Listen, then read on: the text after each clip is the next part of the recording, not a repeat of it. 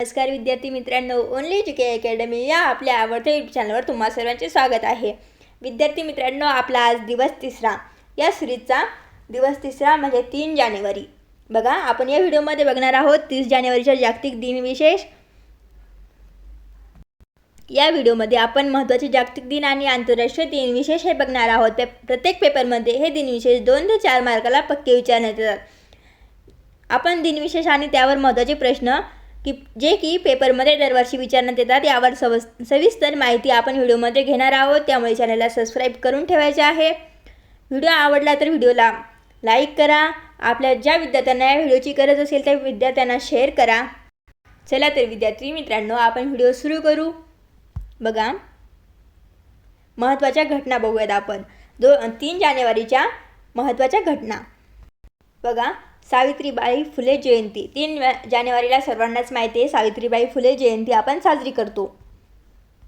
यालाच आपण स्त्री मुक्ती दिन असे सुद्धा म्हणतो. सावित्रीबाई फुले जयंती 3 जानेवारीला असते. याबद्दल माहिती बघूयात. भारतातील पहिल्या महिला कोण होत्या तर शिक्षिका आणि थोर समाज सुधारक सावित्रीबाई फुले. सावित्रीबाई फुले यांचा जन्म 3 जानेवारी 1831ला सातारा जिल्ह्यातील नायगाव येथे झाला. सावित्रीबाई फुले यांचा जन्म कधी झाला तर 3 जानेवारी 1831ला कोठे तर सातारा जिल्ह्यातील नायगाव येथे. लक्षात ठेवा, सावित्रीबाई फुले यांचा जन्म 3 जानेवारीला झालेला आहे आणि कोठे झाला तर सातारा जिल्ह्यातील नायगाव येथे. त्यांनी महात्मा ज्योतिराव फुले यांच्या सोबतीने स्त्री शिक्षणाचे मुहूर्तमेढ रोवली. महाराष्ट्र शासन हा दिवस बालिका दिन म्हणून साजरा करतो. सावित्रीबाई फुले यांच्या जयंतीच्या दिवशी बालिका दिन आपण साजरा करत असतो. बघा, नंतरची घटना आहे पहिली मुलींची शाळा. 3 जानेवारीची घटना बघा. पहिली मुलींची शाळा ही सावित्रीबाई आणि ज्योतिराव फुले यांनी 1 जानेवारी 1848 रोजी भिडेवाड्यात शाळा सुरू केली होती.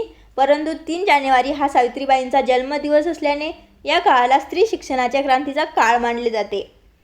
बघा, सावित्रीबाई आणि ज्योतिराव फुले यांनी 1 जानेवारी 1848 रोजी भिडेवाड्यात शाळा सुरू केली होती. परंतु 3 जानेवारी हा सावित्रीबाईंचा जन्मदिवस असल्यामुळे या काळाला स्त्री शिक्षणाचा क्रांतीचा काळ मानले जाते.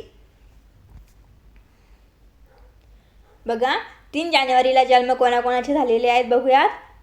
नंतर बघा, सावित्रीबाई फुले यांचा जन्म कधी झाला तर 3 जानेवारी 1831ला. सर्वांनाच माहिती असायला पाहिजे, हा प्रश्न पेपरमध्ये विचारण्यात येतो. आधुनिक भारताच्या पहिल्या महिला शिक्षिका, मुख्याध्यापिका आणि कवयित्री कोण तर सावित्रीबाई फुले. यांचा जन्म 3 जानेवारी 1831 रोजी झालेला आहे. नंतर बघा, मून जे इन 1953ला यांचा जन्म झालेला आहे. हे दक्षिण कोरियाचे 19वे राष्ट्राध्यक्ष आहेत. मून जे इन 3 जानेवारी 1953ला यांचा जन्म झालेला आहे. नेक्स्ट बघा, चेतन शर्मा यांचा जन्म 3 जानेवारी 1966 रोजी झाला. भारतीय क्रिकेटपटू ज्यांनी विश्वचषकात पहिली हॅट्रिक घेतली होती. कोण आहे तर हे चेतन शर्मा. यांचा जन्म 3 जानेवारी 1966ला झालेला. नंतर बघा, मायकेल शुमाकर यांचा जन्म 3 जानेवारी 1969ला. हे जगप्रसिद्ध फॉर्म्युला 1 F1 रेसर आहेत. मायकेल शुमाकर हे कोण आहे तर F1 रेसर. निधन बघूयात. 3 जानेवारी रोजी कोणाचे निधन झाले तर परशुराम भाऊ पटवर्धन यांचं निधन 3 जानेवारी 1799 रोजी झालं. मराठा साम्राज्यातील एक पराक्रमी सरदार होते. परशुराम भाऊ पटवर्धन हे मराठा साम्राज्यातील एक पराक्रमी सरदार होते. नेक्स्ट बघा, जे इन दीक्षित यांचं निधन 3 जानेवारी 2005 रोजी झालं. हे भारताचे माजी राष्ट्रीय सुरक्षा आणि सल्लागार आणि मुत्सद्दी होते.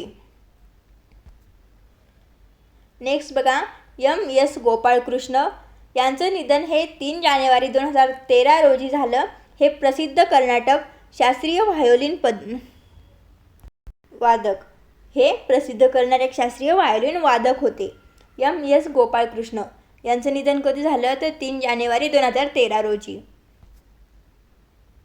नंतर बघा, 3 जानेवारी हा दिवस खूप विशेष आहे कारण बालिका दिन महाराष्ट्रामध्ये आपण साजरा करत असतो.